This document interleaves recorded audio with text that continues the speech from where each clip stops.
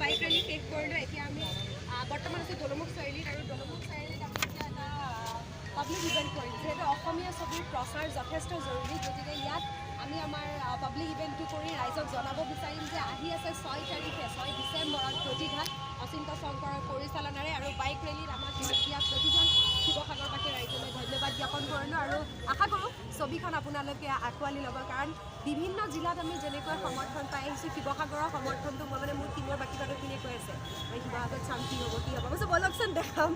And আটাইলৈকে ধন্যবাদ জ্ঞাপন কৰিছোঁ আৰু ইয়াৰ পিছত আমাৰ পাব্লিক ইভেণ্টটো উপভোগ কৰিবৰ বাবে অনুৰোধ জনাইছোঁ।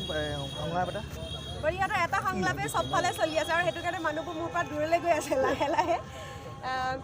যদি জীয়াই থাকিবৰ মন আছে, যদি হাত ভৰিকেইটা ভালে ৰাখিবৰ মন আছে, তেনেহ'লে মোৰ পৰা 5 ফুট দূৰত থাকিবি।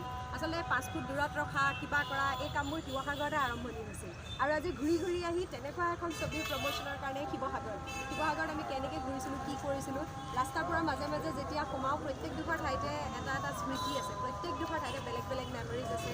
মই শিৱসাগৰ গষ্টত পঢ়িছিলোঁ আৰু এই ঠাইখিনি আমাৰ লোকেল ঠাই আছিল, মানে গষ্টত পঢ়াৰ সময়ত এনেকুৱা লাগে শিৱসাগৰখন আমাৰে আৰু গোটেইখন।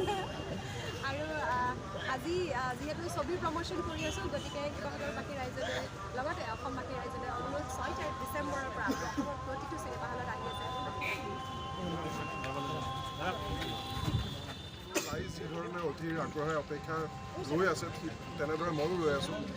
চৰিত্ৰটো কৰি খুব ভাল লাগিছে, টিমটো খুব ধুনীয়া। অমৃতা আছে, দেৱজিৎ মজুমদাৰ আছে, দিগন্ত হাজৰিকা আছে, বিষ্ণু খাৰঘৰীয়া আছে, ৰত্নাকৰ সন্মানীয় শ্ৰমিকা আছে।